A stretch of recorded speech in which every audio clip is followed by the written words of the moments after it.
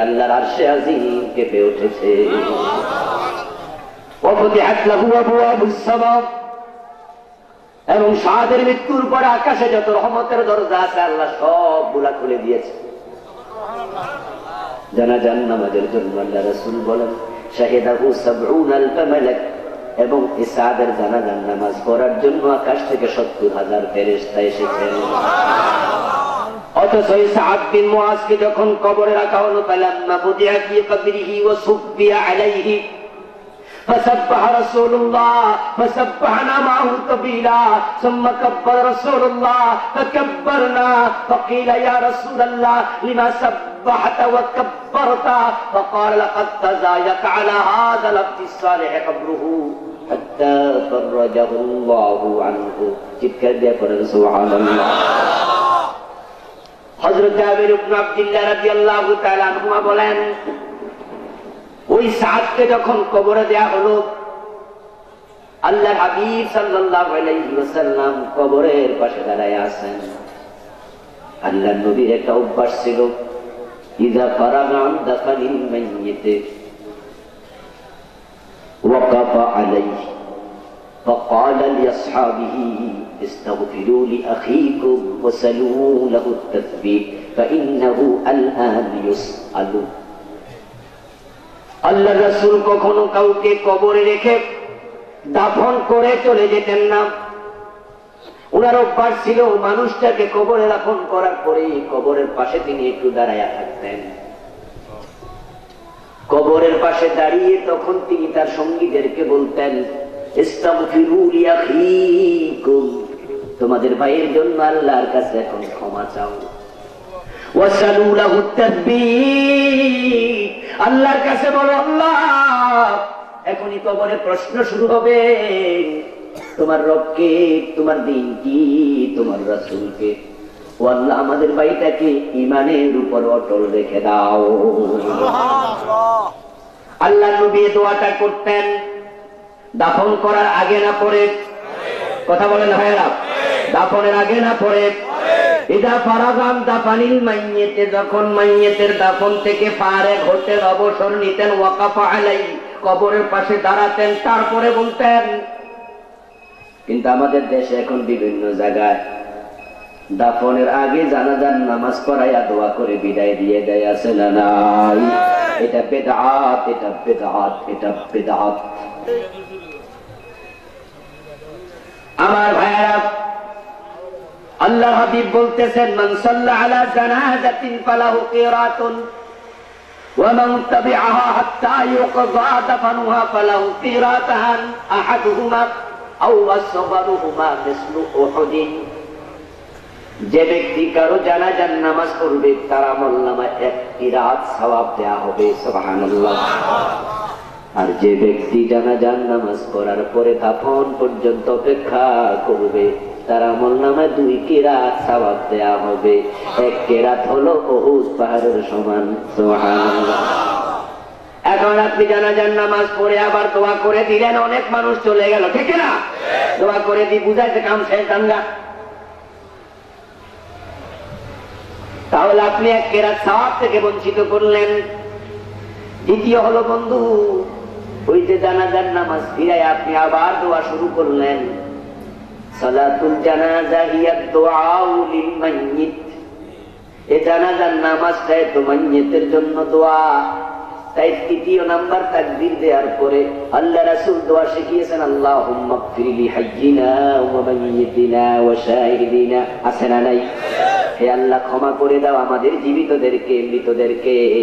আপনি তো মাত্র দোয়া করলেন, সালাম ফিরাইয়া আবার দোয়া শুরু করলেন। আগের দোয়ার উপরে বুঝি বিশ্বাস নাই? আল্লাহ রাসূলের শেখানো দোয়া তো মাত্র করলে, এখন আবার দোয়া কেন? আল্লাহ হাবিব জানাজার নামাজের পরে দোয়া করেন নাই? দোয়া করেন নাই। কিন্তু আজকে বেদাতি রসম চালু হচ্ছে, শুধুমাত্র দোয়াই না, কবরে নাকি যাই এখন আজানও দেয়, এমনও আছে না ভাই? আজিব আজিব আজিব। আবার দাফন করার পরে কবরের 2 পাশে খাড়াইয়া নাকি একজন আরেকজনের জিজ্ঞায় মান রাব্বুকা, হে কয় রাব্বি আল্লাহ। বেদাত থেকে বিরত থাকুন, বেদাত থেকে বিরত থাকুন। বেদাতি কিয়ামতের দিন রাসূলের শাফাত পাবে না। আমার ভাইরা বলতেছিলাম, হযরত সাদ বিন মুআজের কবরের পাশে বিশ্বনবী দাঁড়িয়ে আছেন। অন্য দিন তিনি বলতেন ক্ষমা চাও তার জন্য, তাসবিহ কামনা করো, কিন্তু হযরত জাবের বলেন বিশ্বনবী আজকে এমন কিছু বলেননি। হঠাৎ করে তিনি সুবহানাল্লাহ বলে চিৎকার দেয়া শুরু করলেন। ফাসাবহানা মাহু তাবিলা, আল্লাহ নবীর সাথে আমরাও সুবহানাল্লাহ সুবহানাল্লাহ সুবহানাল্লাহ বলে জোরে জোরে চিৎকার দিতে থাকলাম অনেকক্ষণ পর্যন্ত। এরপর আল্লাহ নবী থামলেন, থেমে তিনি এবার আল্লাহু আকবার আল্লাহু আকবার বলতে থাকলেন। আমরাও বললাম। পরক্ষণে কোন এক সাহাবী প্রশ্ন করলেন, ইয়া রাসূলুল্লাহ, এইভাবে আপনাকে কখনো কোন কবরের পাশে সুবহানাল্লাহ আল্লাহু আকবার বলতে কোনদিন দেখিনি, আজকে সাদ বিন মুআজের কবরের পাশে আপনি এরকম কেন করলেন? আল্লাহ রাসূল বলেন, শোনো, লাকাদ তাযায়াকা আলা হাযাল আবদিস সালিহি কবরুহু হাত্তা ফাররাজাহুল্লাহু আনহু। আমি নবী কবরের উপরে থেকে ও কবরের নিচের খবর জানি এবং দেখি। আমি কবরের পাশে দাঁড়ায় দেখতে পাচ্ছিলাম সাদের কবরের মাটি দুই পাশ থেকে সাদকে সাফা দেওয়ার জন্য হাজির হয়ে যাচ্ছে। কবরের মাটি যদি কাউকে চাপা দেয়, হাত্তা তাখতালাফা ফীহি আদলাহু, তার ডান পাজরের হাড্ডি বাম পাজরের হাড্ডির সাথে মিশে যাবে। ওই কবরের মাটির চাপা এত কঠিন, এটা সহ্য করার ক্ষমতা মানুষের নাই। আর আমি নবী দাঁড়ায়া দেখতে পাচ্ছিলাম কবরের মাটি চাপা দেওয়ার জন্য আসছিল। আমি কেমনে সহ্য করি আমার সাদের এই কষ্ট, আমি আর দাঁড়ায় থাকতে পারলাম না। সুবহানাল্লাহ সুবহানাল্লাহ বলে চিৎকার দেয়া শুরু করলাম। আমি সুবহানাল্লাহ থামাই না দেখে আমার আল্লাহ নিজে কবরের মাটিকে সরাইয়া দিলেন। হাত্তা ফাররাজাহুল্লাহু আনহু, ফাররাজা শব্দের ফাইল আল্লাহ নিজে। আল্লাহ নিজে হুকুম করলেন, ও কবরের মাটি সরে যা। তখন কবরের মাটি সরে গেছে। আমি আল্লাহর প্রশংসা করে আল্লাহু আকবার, আল্লাহ তুমি মহান, আল্লাহ তুমি মহান বলে ঘোষণা দিলাম। হতে পারে হযরত সাদের মতোই ভালো মানুষটা এমন কোন আমল নামায় গুনাহ ছিল যে গুনাহটা থেকে তাওবা তিনি করতে মনে নেই, তিনি তাওবা করতে ভুলে গেছেন। অথবা হযরত সাদ বিন মুআজ তাওবা করেছেন, তাওবাটা কবুল হয় নাই।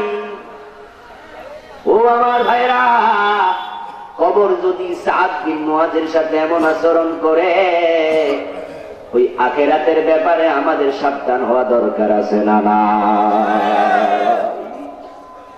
শর্ত দুইটা পূর্ণ করতে হবে, মাথায় রাখবেন। একটা না, শর্ত কয়টা?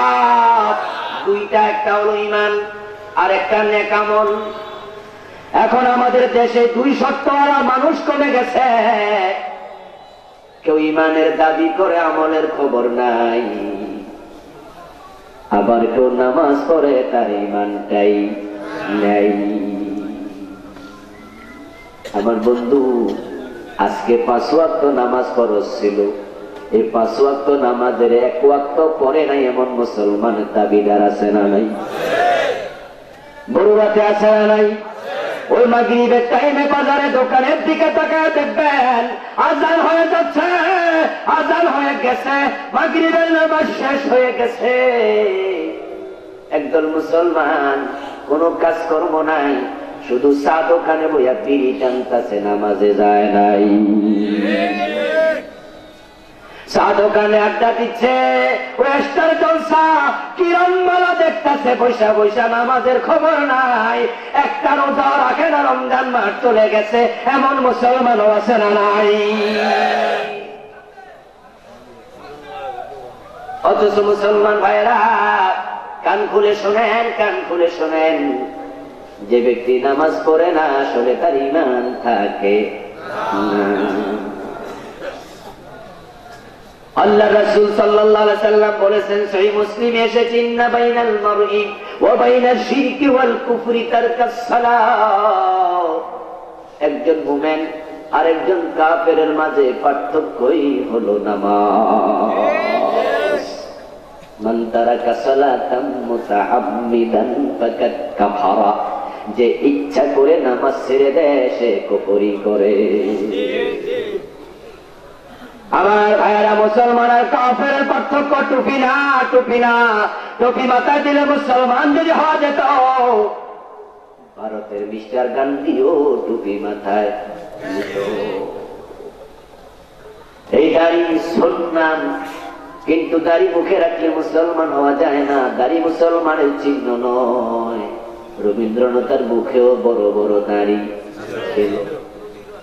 পাগড়ি মাথায় দেয়া সুন্নাত, কিন্তু পাগড়ি মাথায় শুধু মুসলমান দেয় না, শিখেরাও মাথায় দেয়। ওই ভারতের সাবেক প্রধানমন্ত্রী নরেন্দ্র মোদী, ভারতের সাবেক প্রধানমন্ত্রী মনমোহন সিং এর মাথাও পাগড়ি আছে না নাই? কিন্তু বন্ধু দেখবেন, নরেন্দ্র মোদী, ওই ভারতের আপনার মনমোহন সিং, তারা কোনদিন নামাজ পড়ছে? রবীন্দ্রনাথ নামাজ পড়ছে? মহাত্মা গান্ধী পড়ছে? পৃথিবীতে নামাজ একমাত্র ইবাদত, যেটা মুসলমান ছাড়া আর কেউ করে না। এই জন্য তো নামাজটা কখনো মুসলমানের জীবন থেকে আলাদা হয় না। এটা এমন এক ইবাদত যা মুসলমানের জীবন থেকে আলাদা হওয়ার কোন সুযোগ নাই।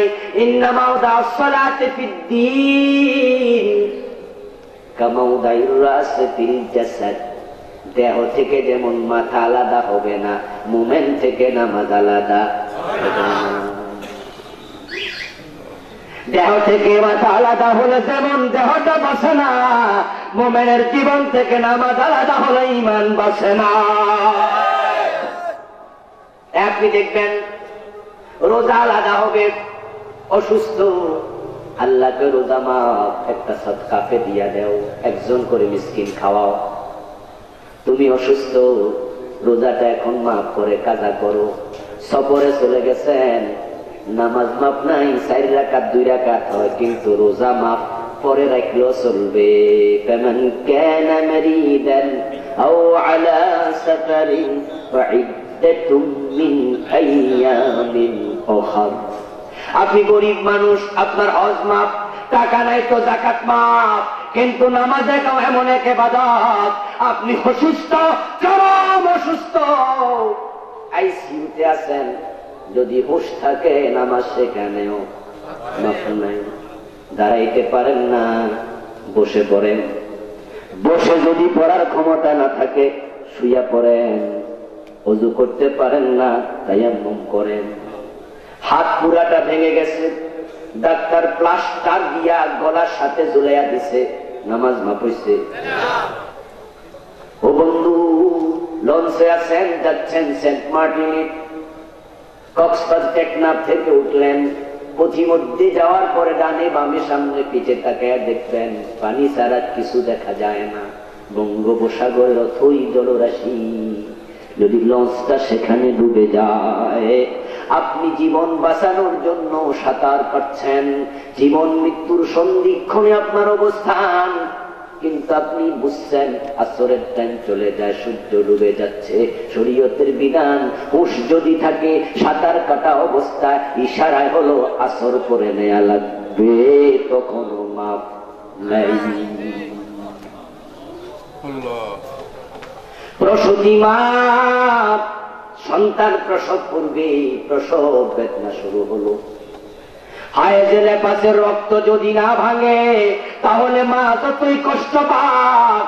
আমার বন্ধু, প্রসব বেদনার কষ্ট এটা যে কত কঠিন, মা সারা দুনিয়ার কেউ এটা বুঝবে না।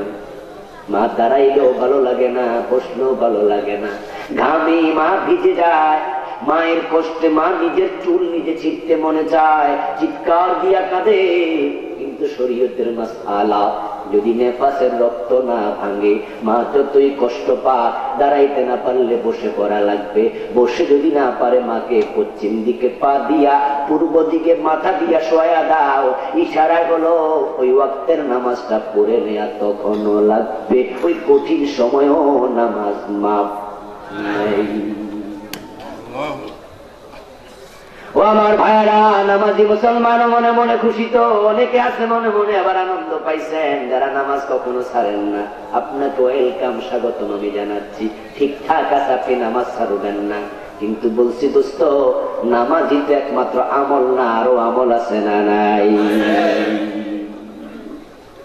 নামাজ পড়বেন আবার সুদ খাইবেন, এই নামাজের কোনো দাম নাই। নামাজ পড়ে সুদ খাচ্ছে এমন মুসলমান আছে না নাই? নামাজ পড়ে ঘোষ খায় আছে না নাই? নামাজ পড়ে মালে বেজাল দে ওজনে কম দে আছে না নাই? নামাজ পড়তেছে, বোনের জমিনটা দখল করে রাখছে, বাবা মরে গেছে, বোনের জমিনটা বোনকে দেয় না, পরের জায়গা জাল দলিল করে এমন হাজি সাহেব আছে না নাই? ক্ষমতা কাজে লাগাচ্ছেন নামাজি মুসলমান, পরের বিল্লি পরের জায়গায় তো ওয়াল তুলে রাখে।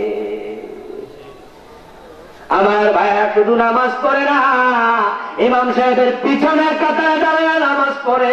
মসজিদের সভাপতি, মসজিদের সেক্রেটারি, কোষাধ্যক্ষ, মসজিদ কমিটির সম্মানীয় সদস্য, এলাকার নেতা, ওই নামাজি নেতা, মসজিদের নেতা যখন বিচার করতে এলাকায় যায়, ঘোষ খাইয়া বিচারটা উল্টায়া দেয় আছে না নাই? বরুরাতে নাই? আপনাকে বলছি দোস্ত, শুধু নামাজ দিয়া জান্নাতে যাইতে পারবেন না। নামাজ জান্নাতের চাবি, কথা সত্য, তবে আল্লাহ রাসূল বলেছেন লাইসা বিমিফতাহিন ইল্লা ওয়া লাহু আসনান, এমন কোন চাবি নাই যে চাবির দাঁত নাই। চাবি আছে, দাঁত নাই, ওই চাবি দিয়ে দরজা খুলবে না।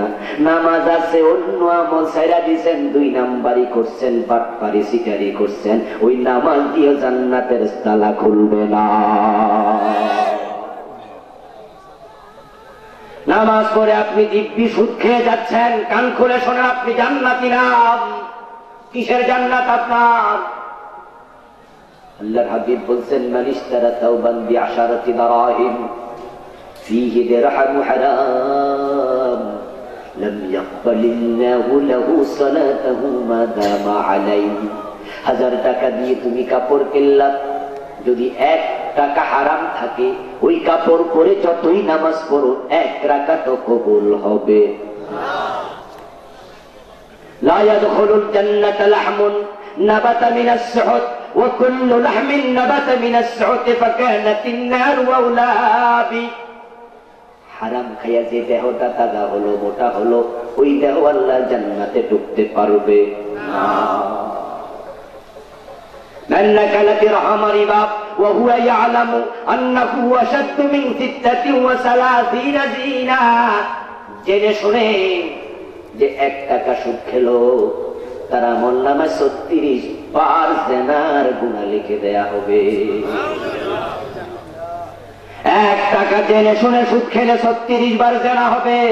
100 টাকা সুদ খেলে 3600 বার জিনার গুনাহ হবে। 1000 টাকা সুদ খেলে 36,000 বার জিনার গুনাহ হবে। কিসের জান্নাতের স্বপ্ন দেখছেন? যে সমস্ত মেয়েরা টাকার বিনিময়ে ইজ্জত বিক্রি করে, ওই প্রতিটা নারী যাকে দেখলাম আমরা থুতু দেই, প্রতিটা মারা গেলে ইমাম তার জানাজার নামাজ পড়তে রাজি হয় না। ওই পতিতাকে জাহান্নামের কীট মনে করা হয়। ওই পতিতা তার সন্তান বড় হলে বিয়ে দিতে পারে না। মানুষ কয় জন্মের ঠিক নাই, তার বাচ্চার কে বিয়ে করাবে? অথচ দোস্ত, ওই পতিতা নারীও তো জীবনে 36,000 বার জানার বয়স পায় না। আর আপনি নামাজির ভেষ ধরে আবার সুদ খাচ্ছেন। হাওলার টাকা চাইলে পাওয়া যায় না, সুদের উপরে নিয়ে কুলানো যায় না, ঠিক না? আল্লাহর হাবিব বলেছেন ইন্না লির-রিবা 73 বাবা আইসারুহা ইয়ানকিহু আর-রাজুলু উম্মাহু সুদ খেলে আমলনামায় ৭৩টা বড় বড় গুনাহ লিখে দেয়া হবে। সবচেয়ে ছোট গুনাহ হলো নিজের মায়ের ইজ্জত নষ্ট করা। এখন আজকে চলছে দিব্যি সুদ খাওয়ার ব্যবসা, চলছে আজকে ঘুষ খাওয়ার প্রতিযোগিতা। কান করে শুনুন মুসলমান, কান করে শুনুন, যদি আপনি হারাম খাইয়া মরেন, সন্তানকে হারাম খাওয়ান, উপায় নাই। যে সন্তান হারাম খাইয়া বড় হয় সে আল্লাহর ওলি হতে পারবে না। এখন এই সুদ সমাজে চলছে, আমাদের দেশে ওয়াজও চলতেছে, আমরা ওয়াজ করে সুদ বন্ধ করতে পারিনি। এই দেশে বড় বড় আলেমরা ওয়াজ করে করে মরে গেছে। স্বাধীনতার আগে ওয়াজ ছিল। আজকে যে জৈনপুরের হুজুর এখানে সভাপতি ছিল, উনাদের পূর্বপুরুষেরা এই দেশে পালকিতে সরে সরে মানুষের কাছে ওয়াজ করেছে। এই দেশে হযরত উলামায়ে কেরাম, পীর সাহেবেরা, যারা হক্কানি ওলাম, হক্কানি ওলামা, হক্কানি পীর ছিলেন, তারা পালকিতে চড়ে, নৌকায় চড়ে, পায়ে হেঁটে, ঘোড়ায় চড়ে ওয়াজ করেছে। কত ওয়াজ এই দেশে হয়েছে। ওয়াজ করতে করতে বড় আলেমরা মরে গেলেন, কিন্তু সুদ মরে নাই, বরং দিন দিন আরো জোয়ান হচ্ছে। যদি আপনি চান সমাজের সুদ বন্ধ হয়ে যাক, তাহলে আপনাকে আল্লাহর জমিন, আল্লাহর কোরআনের বিজয়ের জন্য কাজ করা লাগবে। যেই পর্যন্ত সংসদ ভবনে সুদের বিরুদ্ধে প্রস্তাব না দিয়া, সুদের বিরুদ্ধে প্রস্তাব উত্থাপন না করে সেখানে সুদের বিরুদ্ধে হা ভোটে আনা যাবে, ওই পর্যন্ত সমাজে সুদ বন্ধ করা যাবে না। আমার ভাই, সুদ বন্ধ করতে যদি চান, এমন অর্থমন্ত্রী সংসদ ভবনে পাঠান, যিনি সেখানে বিল উত্থাপন করবে। মাননীয় স্পিকার, সুদ খাওয়া মানে মায়ের সাথে ব্যভিচার করা। এই সুদ আমরা বন্ধ করতে চাই, এমন 151 জন নেতা সেখানে পাঠান, যারা হ্যাঁ বলে সাপোর্ট করবে। ওয়াজ নসিহত আর লাগবে না, একবার হ্যাঁ বললে জনমের মতো সুদ বন্ধ হয়ে যাবে। আপনি কি ভেবেছেন রমজান বছরে একবার শীতকাল আসলে ওয়াজ করাবেন, ইসলাম কায়েম হয়ে যাবে? এই এলাকায় শত শত ওয়াজ হইতেছে। আসলে ওয়াজ ইমোশন তৈরি করে, সামান্য কিছু অনুভূতি তৈরি করে। রাষ্ট্রীয়ভাবে দিন কায়েমের জন্য ওয়াজ না, প্রয়োজন আইন, আইন, আইন কায়েম করো।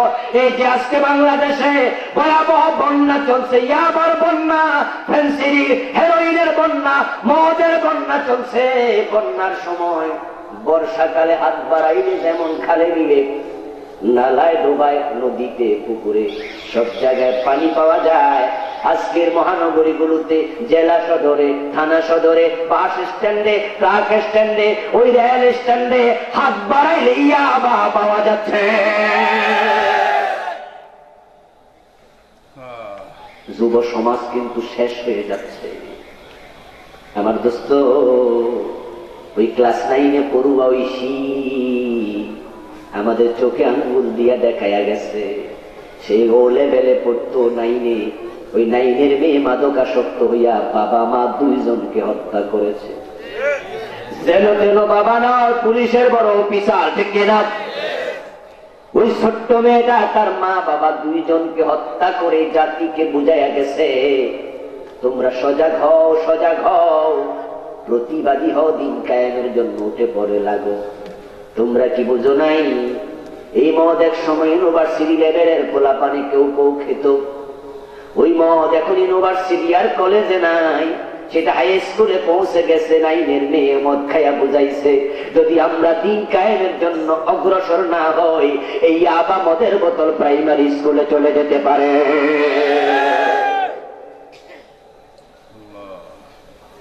আপনি কি ভেবেছেন ওয়াজ করলে ইসলাম কায়েম হয়ে যাবে? না না, ওয়াজ আমরা কত করলাম। পর্দা করো, সিনেমা দেখো না। হুজুররা, আলেম ওলামারা, মসজিদের খতিবেরা, মাদ্রাসার শিক্ষকেরা এই ওয়াজে নসিহতে পর্দার পক্ষে, সিনেমার বিপক্ষে কত ওয়াজ করলো। বন্ধু বলুন তো, সিনেমা কমছে না বাড়ছে? এক সময় সিনেমা হল ছিল জেলা সদরে, সেখান থেকে সিনেমা হল এখন থানাতে, তারপরে এসে গেছে সিনেমা হল মোবাইলের ভিতরে। এখন জি বাংলা স্টার জলসার কারণে মুসলমানের ঘরগুলো সিনেমা হল হয়ে যাচ্ছে। যদি আমরা তাড়াতাড়ি জেগে না উঠি, কোরআনের আইনের পক্ষে আমরা আজ থেকে বিপ্লবের আহ্বান না জানাই, এখন থেকে সবাই সজাগ সচেতন হয়ে কাজ শুরু না করি, আপনাকে একদিন পস্তাতে হবে। আপনার সন্তান কার হাতে রেখে যাবেন? ওই আকাশ সংস্কৃতির সবলে পড়ে অপসংস্কৃতির কারণে অবস্থা এমন হয়ে যাবে, দিন দিন হতে পারে 10-20 বছর পরে নিজের সন্তানকে বিয়ে করানোর জন্য চরিত্রবান মেয়ে খুঁজে পাওয়া যাবে না, নিজের মেয়েটাকে বিয়ে দেওয়ার জন্য চরিত্রবান ছেলে পাওয়া যাবে না। এই জন্য আমলে জিন্দিগি সুন্দর করা লাগবে দোস্ত। আমল নিয়ে বেশি কথা আজকে বললাম না, এটা একটা শর্ত, আর একটা শর্ত আছে ঈমান, ঠিক না? এবার বলুন, ঈমান আগে না আমল আগে? জোরে বলুন, ঈমান আগে না আমল আগে? ঈমান হচ্ছে একের মতো, আমল হলো শূন্যের মতো। যদি এক না থাকে শূন্যের কোনো দাম নাই। আজকে বন্ধু হাজার হাজার নামাজি ঈমান ছাড়া, হাজার হাজার নামাজের ঈমান নাই। আপনারাই বলুন না, যে সমস্ত পীর সাহেবেরা পায়ে সেজদা নিতেছেন, ওনাদের মুরিদেরা পীরের পায়ে সেজদা করতেছে, ওই পীর সাহেবের দরবারের পাশে মসজিদ আছে না নাই? পীর সাহেব যখন নিজে মসজিদে যান, উনি সেজদা করেন কাকে? মসজিদে যখন মুরিদ যায়, মুরিদ সেজদা করে কাকে? কিন্তু মসজিদ থেকে বের হওয়ার পরে পীর সাহেব উনার খানকায় এসে পা মেলে বসে থাকে, মুরিদ লাইন ধরে সেজদা করতেছে। এক জায়গায় তারা আল্লাহকে সেজদা করে, আর এক জায়গায় পীরকে সেজদা করে। পীর এক জায়গায় আল্লাহর গোলাম, আর এক জায়গায় পীর নিজে আল্লাহ সেজে বসে যায়। আমার ভাইরা ঈমান হারিয়ে ফেলতেছে মুসলমান। ছেলে হয় না, মেয়ে হয় না, প্রথম 5-7 বছর দেখবেন সবাই আল্লাহর কাছে ছেলে মেয়ে চায়, ইমাম সাহেবকে দোয়া চায়, 500 টাকা হাদিয়া দেয়। পীর সাহেবের কাছে গিয়ে বলে, বাবা মার কাছে বলে, সবাই দোয়া করে, আল্লাহ একটা ছেলে দাও, একটা মেয়ে দাও। 5-7 বছর ধৈর্য ধরে, পরে যখন দেখে ছেলে মেয়ে হয় না, তখন ধৈর্য হারা হয়ে যায়। ধৈর্য হারা হইয়া খাজা বাবার কাছে, বাইজিদ গোস্তামির কাছে, মরা পীরের কাছে ছেলে মেয়ে চাওয়া শুরু করে, এমন আছে না নাই? হাজার হাজার মুসলমান আজকে ঈমান হারা হয়ে যাচ্ছে। আল্লাহর হাবিব সাল্লাল্লাহু আলাইহি ওয়াসাল্লাম 1400 বছর আগে এই কথাটা বলে গেছেন, يأتي على الناس زمان يجتمعون في المساجد ليس فيهم مؤمن। আল্লাহর হাবিব বলেন, একটা জামান আসবে, যেই জামানার মানুষগুলো মসজিদে জামাতে নামাজ পড়বে, কিন্তু মুমিন পাওয়া যাবে না। আজকে মানুষ মসজিদ ছেড়ে মাজার মুখী হয়ে যাচ্ছে। মাজার গুলাতে যখন উরুস হয়, লোকের জায়গা দেয়া যায় না, ওই মাজারের পাশে হাতে খাবারের প্লেট নিয়ে দাঁড়ায় আছে, ওই ব্যক্তিকে কেউ টাকা দেয় না। 3 দিন পর্যন্ত পেটে খাবার নাই, গায়ের মাঝে শীতের কাপড় নাই, শীতে কাঁপতেছে, একটা টাকা সেখানে সহযোগিতা করে না। কিন্তু মাজার বিশাল বড় বড় মোটা মোটা ওয়াল, ওই ওয়ালের ছিদ্র দিয়ে টাকা দেয়, এবং সেখানে লোহার গ্রিল দিয়ে আছে, ওই গ্রিল ঠেলে ঠেলে টাকা দেয়। যেই ব্যক্তি মরে গেছে তার টাকা দরকার নাই, সেখানে কোটি টাকা। আর যে ব্যক্তি খাইতে খাবার কেনার টাকা নাই, তার প্লেটটা ফাঁকা। ও মুসলমান, কি আজীব আপনার বিবেক, কি আজীব আপনার বিবেক। ঢাকার গুলিস্তানে গোলাপ সার মাজারের পাশে গেলে দেখা যায়, সেখানে তার ওই মাজারের খাদেমেরা বস্তায় টাকা নিয়ে বস্তা ভরে যায়, কুলাতে পারে না। কিন্তু ওই গুলিস্তানের মোড়ে দাঁড়ায়া, চৌরাস্তার চারিদিকে কত ভিক্ষু প্লেট হাতে নিয়ে দাঁড়ায় আছে। বুড়া মুরব্বী কাশতে কাশতে অস্থির, যক্ষা হয়ে গেছে, ওষুধ কেনার টাকা নাই। ওই দিন সোশ্যাল মিডিয়ায় দেখলাম একটা বাচ্চা কুকুরের দুধ খাচ্ছে, কুকুরটা শুয়ে আছে, তার পাশে 3টা কুকুরের বাচ্চাও শুয়ে আছে। ওই ছেলেটা বয়স 10-12 বছরের কাছাকাছি। ও কুকুরটার বুকের মাঝে দুধ দিয়া মুখ দিয়া দুধ টানতেছে। নিচে ক্যাপশন লেখা, যিনি ওই ছবি তুলেছেন তিনি লিখছেন, ওই ছেলেকে কুকুরের দুধ পান করতে দেখে জিজ্ঞাসা করলেন, তুমি কুকুরের দুধ কেন খাও? বাচ্চা বলতেছে, আমার বাড়ি উত্তরবঙ্গ, বাবা মা গরিব, খাবার দিতে পারে না, ট্রেনে করে চলে আসছি ঢাকায়, ট্রেনে ছাদে সরে ভাবছিলাম কিছু কাজকর্ম জুটে যাবে, পেটটা তো কমপক্ষে চালাতে পারবো। আসছি 3 দিন হয়ে গেল, কাজ পাই না, খাবারও পাই না, তাই দেখলাম কুত্তাটা ঘুমায়, ওরে ঘুমে দেখা তার বুকে একটু দুধ খেয়ে পেট করতেছি। আমার ভাইয়ের গুলিস্থানে ওই আপনার মাজারের পাশে প্লেট নিয়ে দাঁড়ায় আছে, তার প্লেটে টাকা দেয় না, মাজারে দিচ্ছেন। আমি গোলাপ সার বিরোধী নই, কারণ তার ব্যাপারে আমার কিছু জানা নাই। এমনও তো হতে পারে তিনি আল্লাহর ভালো বান্দা ছিলেন, যিনি মরে গেছেন। মাজারের লোকের কাছে আমার কোন আপত্তি নেই তার ব্যাপারে, আমি আপত্তি করছি আপনার ব্যাপারে, যে আপনি জীবিত, আপনি কেন বুঝেন না? এই গোলাপ শাহ মরে গেছেন, তিনি যদি আল্লাহর প্রিয় বান্দা হয়ে থাকেন, আপনার টাকা দরকার নাই, উনি জান্নাতের বিছানায় ঘুমাচ্ছেন। যেই লোকটা মাজারে শুয়ে আছেন, তিনি যদি আল্লাহর প্রিয় বান্দা হন, আপনি মোমবাতি জ্বালানো লাগবে না, ওনার কবরে জান্নাতের আলো জ্বলছে। আপনি যে টাকা সেখানে মানত করছেন, ওই যে মাজারে আপনি টাকা দিলেন, ওই মাজারওয়ালা টাকা কি কাজে লাগবে? দুনিয়ার টাকা তো আখেরাতে কোনো কাজে, যদি দুনিয়ার টাকা আখেরাতে কাজে লাগতো, বাংলাদেশের সবচেয়ে বড় ধনী কন্ট্রাক্টর জহিরুল ইসলাম সাহেব, উনি মারা যাওয়ার পরে উনার সাথে 1 ট্রাক টাকা দিয়ে দেয়া যেত, কিন্তু উনার সাথে তো কেউ 1 টাকাও দেয় নাই। কাপড়ে পকেট থাকে না। এখন যে লোকটা কবরে আছে, তিনি আল্লাহর ওলি হলে তিনি ঘুমাচ্ছেন জান্নাতের বিছানায়, উনার ক্ষুধা লাগছে না, ওই টাকার উনার প্রয়োজন নেই। আর যদি তিনি জান্নাতি মানুষ না হন, তাহলে আপনি মোমবাতি জ্বালায় কি লাভ? এই মোমবাতির সামান্য আলো তার কবরে পৌঁছবে না।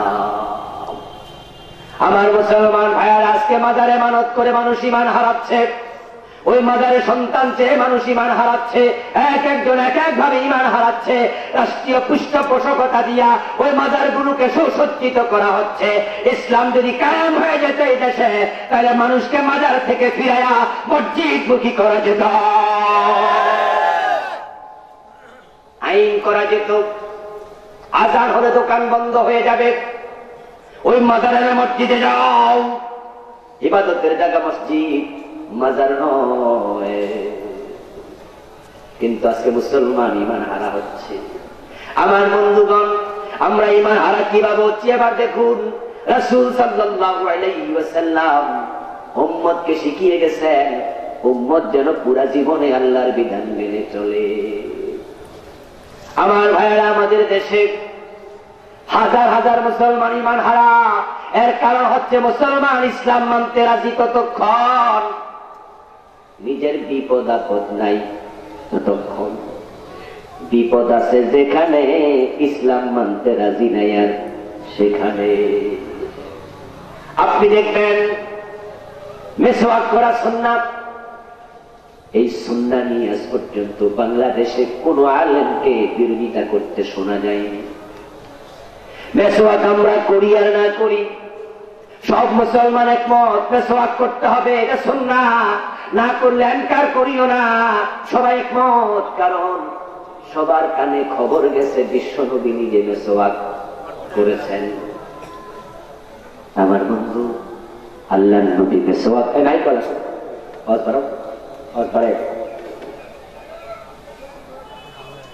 আল্লাহর নবী মেসওয়াক করলে, মেসওয়াক করা যদি সুন্নাহ হয়, যেই হাতে বিশ্বনবী মেসওয়াক করেছেন ধরেছেন, ওই হাতে 27টি যুদ্ধে তিনি সেনাপতি হয়ে তলোয়ারও ধরেছেন। বিশ্ব নবী মেসওয়াক ধরলে মেসওয়াক যদি সুন্নাহ হয়, উনি 27 যুদ্ধে সেনাপতি হয়ে তলোয়ার ধরলেন। এখন অন্যায়ের বিরুদ্ধে জিহাদ করা ফরজ ওয়াজিব যদি না হয়, কমপক্ষে সুন্নাত হওয়ার কথা। কিন্তু আজকে জিহাদের সুন্নাত মানুষ মানতে রাজি না। এই দেশে হাজার হাজার আলেম পাওয়া যায়, অসংখ্য পীর পাওয়া যায়, দ্বীনের দায়ী পাওয়া যায়, যারা জিহাদ অস্বীকার করে বসে আছে, নিজেরা জিহাদের ওয়াজ করে না। ওই জিহাদের পক্ষে যদি কেউ ওয়াজ করে, ওয়াজের মাঝে মৌলবাদের গন্ধ খুঁজতে থাকে। যদি কোনো বক্তা জিহাদের পক্ষে ওয়াজ করে, তখন চেহারা কালো হয়ে যায় এবং মনে মনে বলে, এই বক্তা মনে হয় কোন দল করে। আমার ভাইয়েরা, বিশ্বনবী মুহাম্মদুর রাসূলুল্লাহ সাল্লাল্লাহু আলাইহি ওয়াসাল্লাম 27টি যুদ্ধে সেনাপতি ছিলেন। ওনার নবুয়তের 2য় বর্ষ থেকে নবম বর্ষের শেষ পর্যন্ত ছোট বড় যুদ্ধ হয়েছে 104টা। আল্লাহর হাবিবের 1,24,000 সাহাবী ছিল। তার মাঝে আপনি একজন সাহাবীর নাম বলতে পারবেন না যিনি শারীরিকভাবে সক্ষম ছিলেন কিন্তু জিহাদের মাঠে যান নাই। সব সাহাবী জিহাদে গিয়েছেন। আল্লাহ রাসূলের একজন অন্ধ সাহাবী ছিলেন, ওনার নাম ছিল আব্দুল্লাহ ইবনে উম্মে মাকতুম রাদিয়াল্লাহু তাআলা আনহু। হযরত ওমর যখন খলিফাতুল মুসলিমিন, আব্দুল্লাহ ইবনে উম্মে মাকতুম হযরত ওমরের দরবারে গেলেন। হে আল্লাহর নবী, সাহাবী ও আমিরুল মুমিনিন ওমর, আমি আব্দুল্লাহ ইবনে উম্মে মাকতুম আপনার কাছে একটি দরখাস্ত নিয়ে এসেছি। আমি শুনেছি আপনি গজওয়ায়ে কাদেসিয়াতে মুসলমান পাঠাচ্ছেন ওই পারস্য বাহিনীর বিরুদ্ধে জিহাদ করতে। আমি আব্দুল্লাহ ইবনে উম্মে মাকতুম অন্ধ, আমার কত সতীর্থ জিহাদ করে শহীদ হইয়া জান্নাতে চলে গেছে, আবার কত সঙ্গী গাজী হইয়া ফিরে আসছে, আমল নামায় সওয়াব ভরপুর হয়ে আছে। আমি অন্ধ আব্দুল্লাহ শহীদ হতে পারলাম না, গাজী হতে পারলাম না, আপনার কাছে দরখাস্ত নিয়ে আসছি ওই গজওয়ায়ে কাদেসিয়াতে আমাকেও পাঠাতেই হবে, আমাকেও পাঠাতে হবে, আজকে না বলা যাবে না। হযরত ওমর রাদিয়াল্লাহু তাআলা আনহু আব্দুল্লাহ ইবনে উম্মে মাকতুমের আরজি শুনে আশ্চর্য হয়ে বলেন, আব্দুল্লাহ, অন্ধ মানুষ জিহাদে যাইয়া তুমি কি করবা? হযরত আব্দুল্লাহ ইবনে উম্মে মাকতুম বলছে, আমি উত্তর রেডি করে আনছি, আমি জানি আপনি এই প্রশ্ন করবেন, আমি জানি অন্ধ মানুষ, তাই হাতে তলোয়ার নিয়ে যুদ্ধ আমি করতে পারবো না, আমি তো শত্রু দেখি না, তাই তলোয়ার হাতে আমি নিতে পারবো না, কিন্তু কালেমার পতাকাটা যদি আমার হাতে দেন আমি 2 হাত দিয়ে উঁচু করে তুলে ধরে রাখতে পারবো। অথচ আপনারা জানেন বন্ধু, জিহাদের তলোয়ার থাকে যিনি, জিহাদের সেনাপতি তার হাতে। কিন্তু হযরত ওমর আব্দুল্লাহ ইবনে উম্মে মাকতুমের আগ্রহ দেখে সেনাপতিকে ডেকে বলেন, ও সেনাপতি, গজওয়ায়ে কাদেসিয়ার যুদ্ধে ওই কালেমার পতাকাটা সেনাপতির হাতে থাকবে না, এটা আব্দুল্লাহর হাতে দিয়ে দিও। আমার ভাইরা, আমি আপনাকে বলছি, কালেমার পতাকা যার হাতে সে যে মুসলমান, কাফেরদের বুঝতে কোনো কষ্ট হবে? এখন উনি তো অন্ধ, যদি কালেমার পতাকা তুলে ধরেন উনাকে কোনো কাফের তলোয়ার দিয়া কোপ দিলে তলোয়ার তো তিনি ফিরাতেও পারবেন না। হযরত আব্দুল্লাহ ইবনে উম্মে মাকতুম তিনি তো বাচ্চা মানুষ না, ওই যুদ্ধের মাঠে গেলে শহীদ হওয়া লাগতে পারে, এটা কি উনি বুঝে না? জীবনের মায়া কার নাই? হযরত ওমর রাদিয়াল্লাহু তাআলা আব্দুল্লাহ ইবনে উম্মে মাকতুমের আগ্রহ দেখে কালেমার পতাকা উনার হাতে দিয়ে কাদেসিয়ার যুদ্ধে পাঠিয়ে দিলেন। ওই যুদ্ধে ইসলামের বিজয় হয়েছে, ইসলামের বিজয় হয়েছে, পারস্য বিজয় হয়েছে বটে, কিন্তু ইবনে উম্মে মাকতুম আর ফিরে আসেন নাই। উনার হাতে কালেমার পতাকা, যুদ্ধ করতে করতে সাহাবারা মুজাহিদেরা বিভিন্ন দিকে যখন ছুটে চলে গেছে, কাফেররা বুঝতে কষ্ট হয় না এই কালেমার পতাকাওয়ালা মুসলমান, উনাকে তীর মেরেছে, উনার লাশটা যুদ্ধের মাঠে পড়ে গেছে, কিন্তু উনার লাশের কাছে গিয়ে সাহাবারা দেখেন উনি 2 হাত দিয়ে কালেমার পতাকাটা বুকে জড়িয়ে ধরে রাখছে।